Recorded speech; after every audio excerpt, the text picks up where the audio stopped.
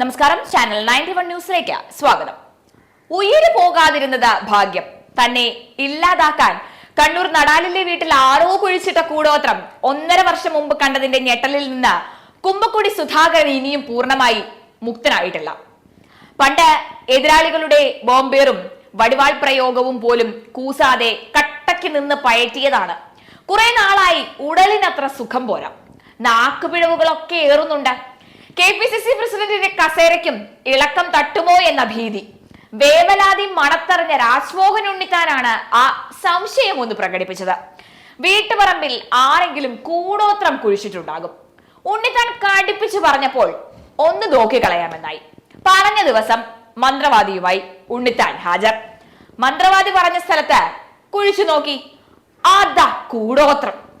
ആദ്യം തകിടിലുള്ള വീടിന്റെ രൂപം, പിന്നെ കാലിന്റെ രൂപം. കുറച്ചു നാളായി കാലിനൊക്കെ നല്ല ബലക്കുറവുണ്ടല്ലോ. വീണ്ടും കുഴിച്ചു. അതാ വരുന്നു തലയുടെ രൂപം. തലയ്ക്ക് ഭാരം കൂടുതതുപോലെ തോന്നാറുള്ളതും വെറുതെ അല്ലെന്ന് സുധാകരൻ. തനിക്ക് കൂടോത്രത്തിൽ വലിയ വിശ്വാസമാണെന്നും തന്റെ വീടിന്റെ മുറ്റത്ത് നിന്ന് കൂടോത്രം കണ്ടെത്തി എന്നുമുള്ള ഉണ്ണിത്താന്റെ സാക്ഷ്യപ്പെടുത്തലും അന്നത്തെ വീഡിയോയിൽ നമുക്ക് കാണാം. ഉണ്ണിത്താൻ പറഞ്ഞിടത്തൊക്കെ പിന്നീട് കുഴിച്ചു നോക്കി. തിരുവനന്തപുരത്ത് KPCC ഓഫീസിൽ പ്രസിഡന്റിന്റെ ഇരിപ്പിടത്തിന് താഴെയും, പേട്ടയിലെ വീടിന്റെ അടുക്കള ഭാഗത്തും, ഡൽഹിയിലെ ഫ്ളാറ്റിലും വരെ തകിടുകൾ. കണ്ണൂരിലെ വീട്ടിൽ മാത്രമായിരുന്നു കൂടോത്രമെങ്കിൽ സഖാക്കന്മാരെ നമുക്ക് തീർച്ചയായും സംശയിക്കാം. അവർക്ക് കടക്കാനാകാത്ത സ്ഥലങ്ങളിലും കണ്ടാലോ? അപ്പോൾ കോൺഗ്രസുകാരുടെ പണിയാകാം ഇത്. ഇതിലൂടെ ഒന്നും തന്നെ അപായപ്പെടുത്താൻ കഴിയില്ല എന്ന കുമ്പക്കുടി. ഇതൊക്കെ വെറും അന്ധവിശ്വാസമാണെന്നും കോൺഗ്രസിലെ 2 MP-മാർ ഇത് പ്രചരിപ്പിക്കുന്നത് പാർട്ടിക്ക് നാണക്കേടാണെന്നും ചില നേതാക്കളുടെ പരിഹാസം. അവർക്ക് ചിരിക്കാം, അനുഭവിക്കുന്നത് തങ്ങളല്ലേ. കഥ തീർന്നില്ല.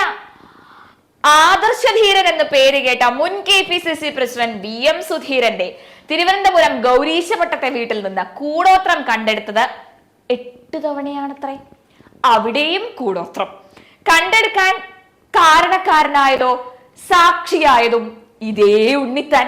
അപ്പോൾ കള്ളൻ കപ്പലിൽ തന്നെയാണോ? അല്ല, എന്നിട്ടോ നമ്മുടെ സുധാകരൻ സാറിന്റെ വീട്ടിൽ നിന്ന് കണ്ടെത്തിയ കൂടോത്രം കൊണ്ടിട്ടത് ആരാന്ന് കണ്ടെത്തിയോ? എവിടെ?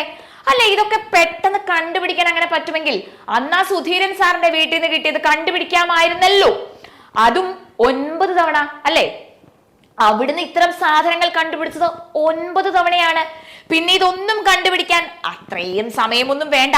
ഞാൻ നേരത്തെ പറഞ്ഞ പോലെ നമ്മുടെ ഉണ്ണിത്താനെ ഒന്ന് പൊക്കിയാൽ മതി. ഈ 2ഇടത്തും പുള്ളി ഉണ്ടായിരുന്ന സ്ഥിതിക്ക് ആൾക്ക് ചിലപ്പോ കാര്യങ്ങളൊക്കെ അറിയാൻ സാധിക്കുമായിരിക്കും.